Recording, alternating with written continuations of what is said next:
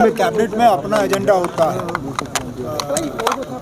हमारे जो गवर्नमेंट के काम होता है उस हवाले से बात हुई, लेकिन जो मुझे लगता है सबसे मेन जो आज फैसला कैबिनेट में था वो एक सब कमेटी को कायम करने का जो फैसला था रिजर्वेशन के मामले को देखने के लिए।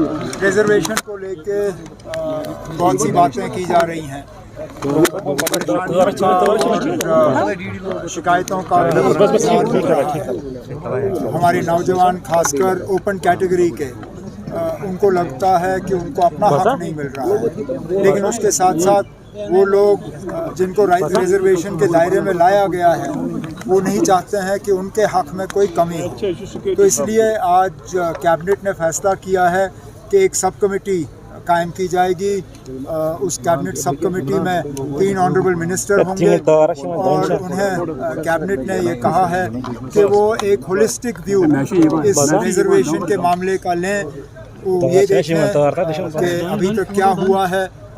हाल ही में जो सुप्रीम कोर्ट के इसमें आदेश हैं उनको लेके हम क्या हमने उनको जो है उससे आगे गए हैं या हम वहीं तक हैं, और आगे क्या फैसले लिए जाने चाहिए ताकि किसी का हक जो है वो छीना ना जाए, लेकिन इंसाफ सबसे हो। उमर तो साहब इसके लिए कैबिनेट सब कमेटी अब बनाई गई है, उन्हें वक्त दिया गया है, वो अपना रिपोर्ट जो है कैबिनेट के सामने पेश करेंगे और उसके बाद हम कोई फैसला इसमें कर पाएंगे। उमर साहब, क्योंकि माशाल्लाह 5 साल की गवर्नमेंट है लोगों की फलाह व बहबूद के लिए, अभी से कहेंगे कि 1 महीना हो गया क्या क्या असर करने, ये मौजूद नहीं होगा। लेकिन एक बात पूछना चाहेंगे, क्योंकि जो रेजोल्यूशन नेशनल कॉन्फ्रेंस का मंशूर में था इसी पर बुनियाद है, उसका किस तरह का रेस्पॉन्ड है गवर्नमेंट ऑफ इंडिया की तरफ से? दूसरा, जो हमारे प्रिजनर्स हैं उन पर छोड़ने की कोई बात उनसे प्रिजनर्स को छोड़ने के लिए तो हमें रियासत चाहिए, क्योंकि फिलहाल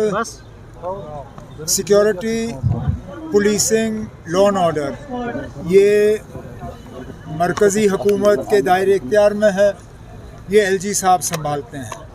लेकिन उसके बावजूद जहाँ कहीं हमने पुलिस की इंतज़ामिया से बात की है, उनसे हमने कहा हुआ है कि इसको दोबारा से देखना होगा, खासकर जो क्या कहते हैं वेरिफिकेशन के मामले में जिस तरह लोगों को तंग किया गया था। जैसे मैंने असेंबली की तकरीर में कहा था, जिस तरह वेरिफिकेशंस को एक तरफ से वेपनाइज किया गया, उस पर काफ़ी हद तक एक रोक लगाई गई है। आगे भी इसमें थोड़ी और नरमी होगी, लेकिन जहाँ तक लोगों को जेल से छोड़ने की बात है, उसके लिए पहले दिन से हम जम्मू कश्मीर को दोबारा रियासत का दर्जा दिलवाने में हम लगे हुए हैं, क्योंकि हमें मालूम है कि कुछ ऐसी चीज़ें जो लोग चाहते हैं उसमें प्रोग्रेस हो, वो हम यूपी के ज़रिए नहीं कर सकते। और इसके साथ साथ आपने पहले रेजोल्यूशन आप सबसे बड़ी बात यह है कि रेजोल्यूशन कहीं रिजेक्ट नहीं हुआ ना, रेजोल्यूशन पास हुआ, रेजोल्यूशन को किसी ने रिजेक्ट नहीं किया, यही बड़ी बात है। एक दरवाज़ा खुला है, आगे जाके देख लेंगे। उसमें खड़गे साहब ने क्यों कहा था जो बात पार्लियामेंट में हुई उसको दोहराना क्यों?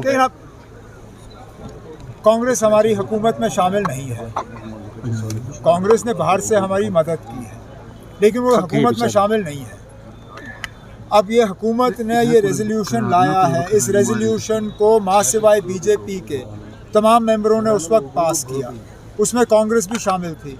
अब जाहिर सी बात है कि महाराष्ट्र और झारखंड में जिस तरह बीजेपी ने कांग्रेस को निशाना बनाया, ये पहले तो उन लोगों को जवाब है जिन्होंने ये कहा कि इस रेजोल्यूशन में कुछ है नहीं। अगर इस रेजोल्यूशन में कुछ नहीं होता तो वज़ीर आज़म साहब और होम मिनिस्टर साहब इस रेजोल्यूशन का बार बार जिक्र क्यों करते? जाहिर सी बात है कि इसमें कुछ है। अब कांग्रेस की मजबूरी बनी कि वो थोड़ा सा इसको डाइल्यूट करने की कोशिश करें, लेकिन उनके कहने से कुछ डाइल्यूट नहीं होता। जम्मू कश्मीर की असेंबली ने ओवरवेलमिंग मेजॉरिटी से इसको पास किया है, और वो है। उमर साहब कैबिनेट में बिजली के हवाले से